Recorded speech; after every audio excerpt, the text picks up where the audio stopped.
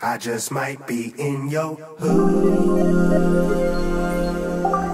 Fuck out of here, man. You dumbass niggas. You niggas is silly out here trying to look cute and shit, man. I Don't just play, might man. be This shit's in your serious, bro. Niggas wanna come and talk to me about all this dumb shit. Nigga ain't trying to... Yo, what's going on, YouTube? Little fella checking in, man. Currently at the terminal. About to sit in here. Get me a massage. There you go. I ain't stupid. I ain't stupid. Get an overall. And comfortable mood. Yeah. Be like Fat Joe and lean back. So you saw my last video. You seen what happened. Quick recap, of course. Part for the weekend. Visit my mom and fam. Ooh, and I got a lot of stuff done that weekend. One of them, like I said, is still gonna be a separate video.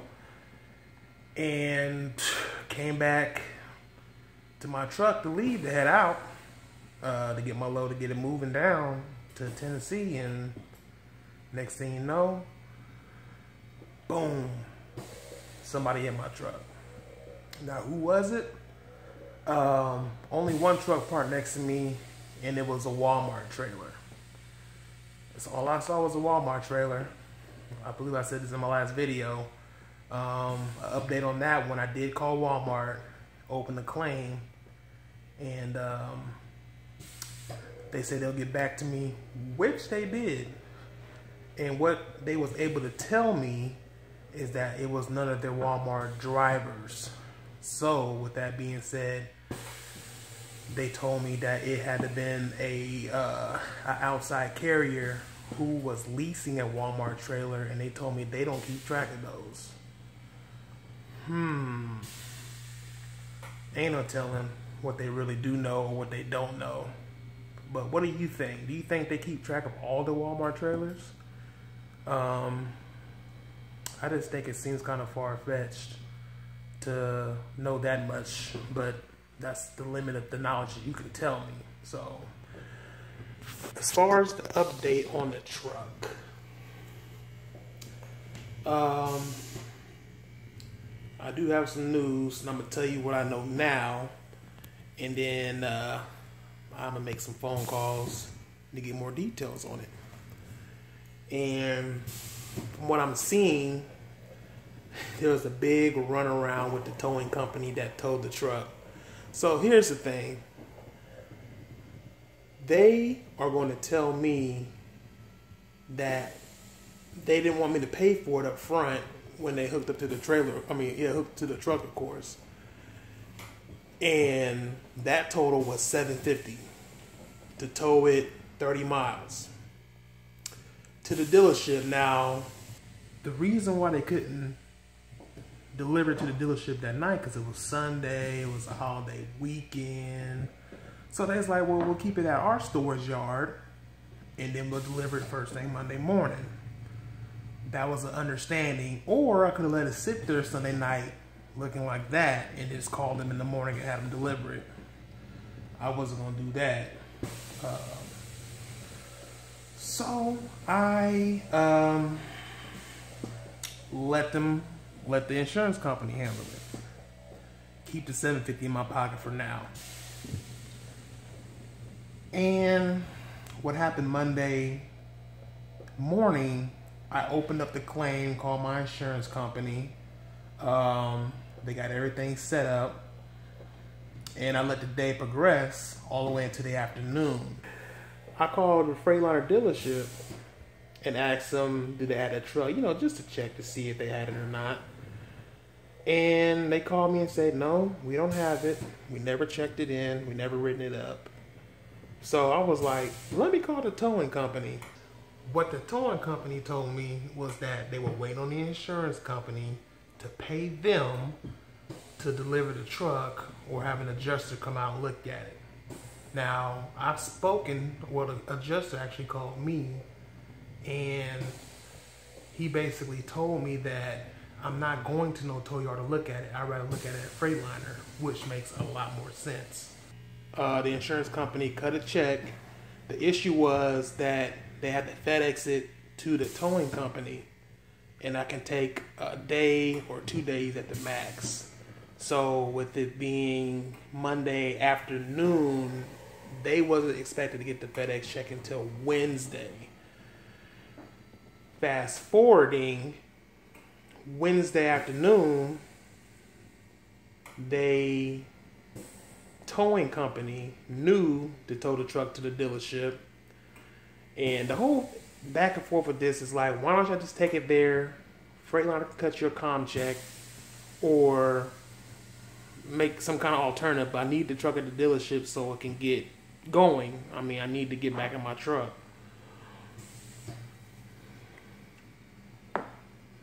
It didn't work out that way.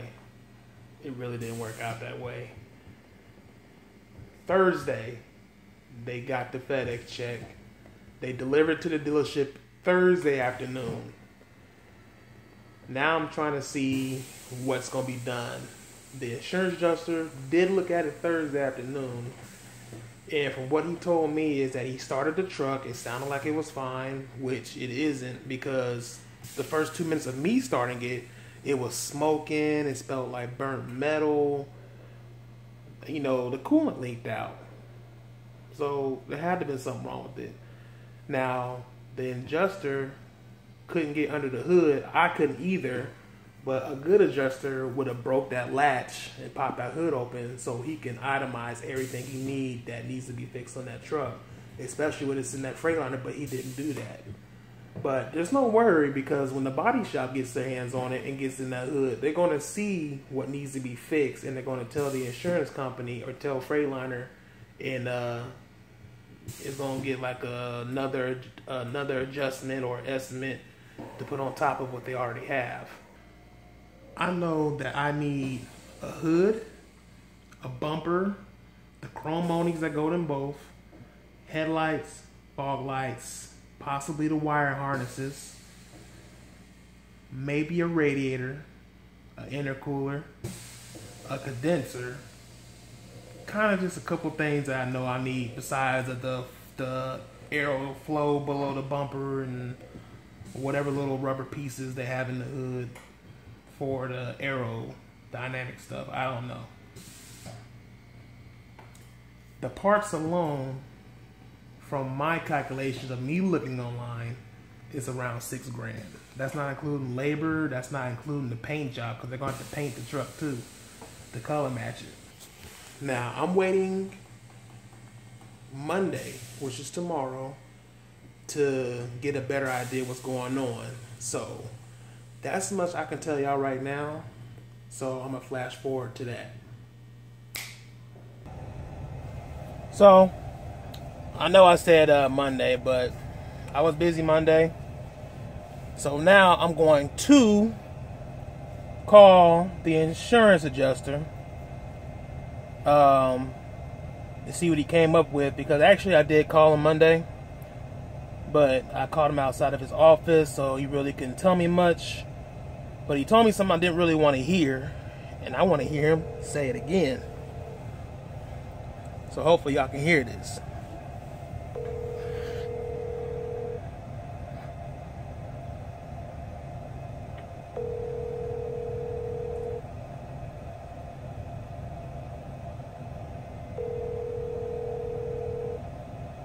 Your call has been forwarded to an automatic voice message system.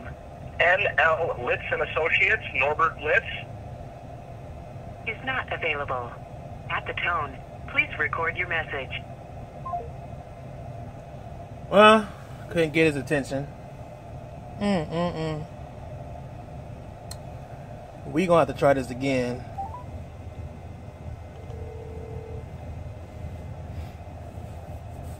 Hello, this is Norb. Hey, how's it going? This is Michael. Yes, how's it going, Michael? It's going all right. I was calling to see if you ever came up with the estimate yet. Is this the one on the Cascadia? Yeah. Yeah, hold on 1 second. Let me just get to it. Send mail. Keep this in the draft.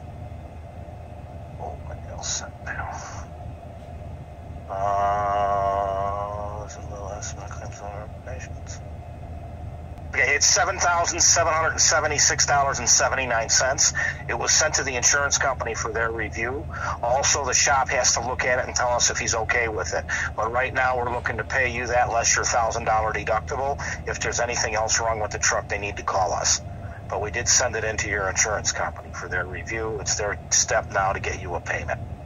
Okay, so is that the body shop you got to wait to hear anything for, or you talk about the Freightliner dealership itself? No, this is the body shop. The body shop, this is our estimate at the body shop is $7,776.79. The body shop is Transport Equipment, I believe. Yeah. Body shop is Transport Equipment Incorporated in Shorewood. Talk to Jerry or Bill. They got our estimate. Okay, they just do the body, or they do mechanic work as well? That's everything. That's all the damages to the truck that we know of right now. Okay, what is the itemized damage besides the hood? Front bumper mount, front bumper reinforcement, front center bumper cover, front right bumper cover end, front right bumper reinforcement, right side headlight, a hood assembly, an aftermarket one for $2,200, a reinforcement on the right side, a grill, an AC condenser, charging the AC system, aiming the headlights and aligning the hood, freight charges to get the parts in, and a right side fog light, and a decal assembly. Okay, so I never found anything wrong with the radiator or none of that because it was leaking coolant or anything, right? Not yet. They need to pressure test it. If there's something wrong with it, we'd be happy to pay for it if it's accident related, but right now, no. Okay. Yeah, but they pressure test it. They need to pressure test it, so, or do whatever once she gets in run and make sure that the AC cat can, you're always concerned about that. First comes the AC condenser, then the air charge cooler, then the radiator. Sometimes you break the little ends off the air to air, but that doesn't look like it. If it is, we owe it. We'll pay for it on a supplement. Okay, and then how long is the wait on the aftermarket hood? Cause I remember you saying the OEM hood was going to take. No, the new hood is 3-4 weeks. I think this thing is available as soon as he orders it, within a couple of days, I would think. Okay. But that's a question for the body shop. I don't get involved in that. That's a question for the body shop to narrow that down. Okay? Okay. Alrighty. Thank you. Mm-hmm. Give them a call. They should be able to walk and authorize repairs and get going on it. Okay? All right. Thank you. Bye. This motherfucker be trying to get me off the phone quick, boy. He did that shit yesterday when I was asking about it. But first thing he said yesterday was the OEM hood was going to be like a 3-week wait because it wasn't available. So he was trying to see if to put an aftermarket hood on it. Of course, aftermarket is any Cascadia hood after 2014, which is what my year truck is. So I guess he went with the aftermarket hood. Replacing one headlight, one fog light on the side is going to bother the hell out of me. I'm going to end up changing the headlamps and the fog lights again anyways. Just because I hate having one dingy, foggy looking fog light and then one brand new, shiny one on the other side. I just don't like that image. But, I'm trying to get the truck back. So, that's all. I'd rather hear a 3-day wait on the order than hearing a 3-week wait on the order. So, I ain't going to complain about that because I need my shit back. I got truck payments to make. And plus my insurance is in my truck payment. So, if I can't make the truck payment, the insurance pay ain't going to get paid either. So, let me call the body shop and see what he has to say.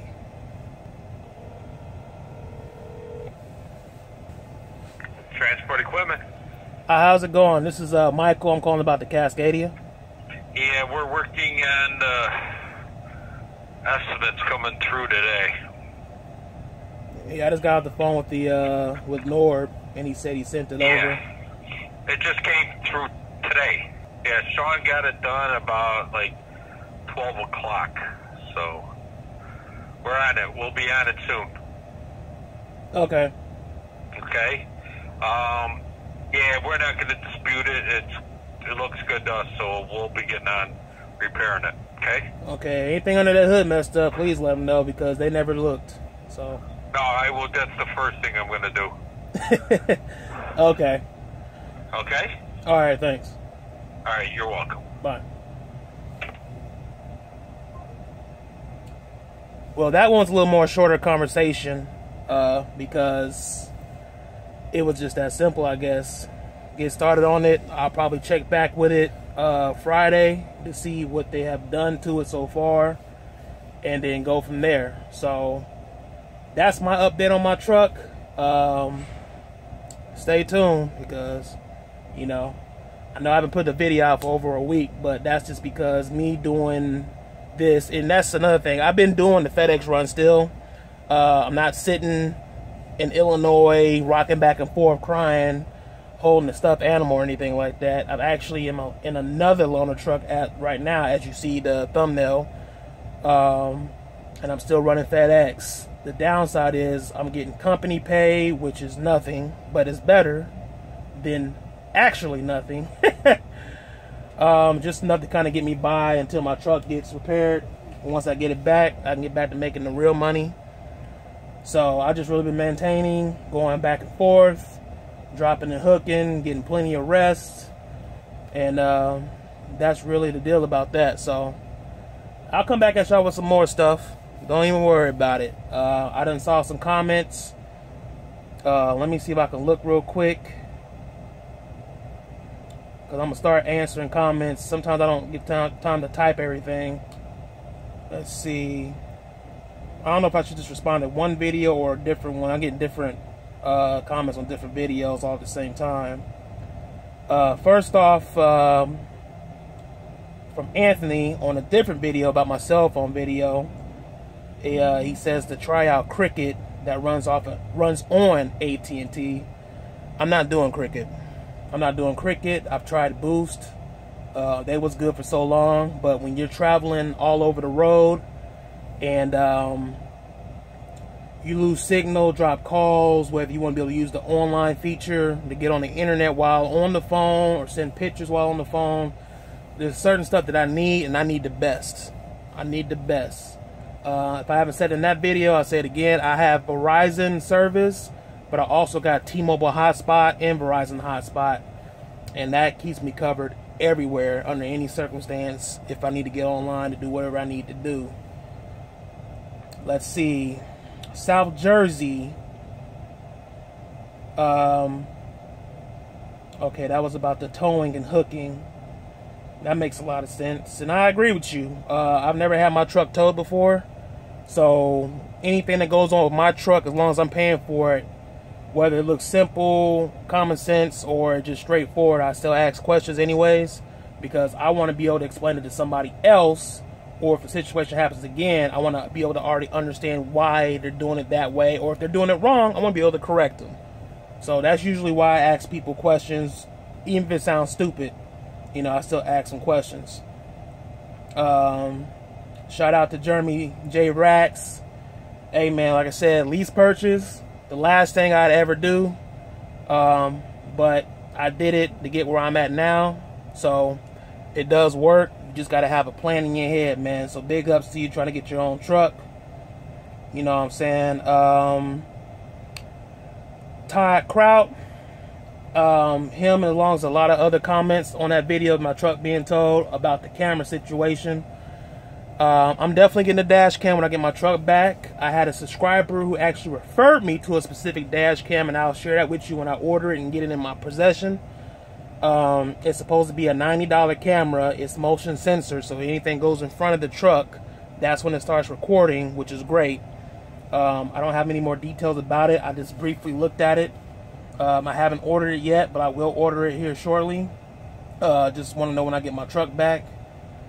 So scroll down a little further. Anybody that shouted me out, keep up the good work, give me good positive vibes, I send it right back to you and everybody else. I definitely appreciate it. Just telling y'all what it is, man. I know some people make a lot of videos of their opinions, and I don't down anybody for making an opinion, even if I disagree with it. I'm not going to sit there and comment and say something negative like you sound stupid, or take this video down before it gets too popular, or anything negative. I mean, if that's the way that it happened to you, everything happened to everybody differently. If you get your truck towed, it's going to get towed differently than my truck got towed. I mean, that's just, everybody's situation is different.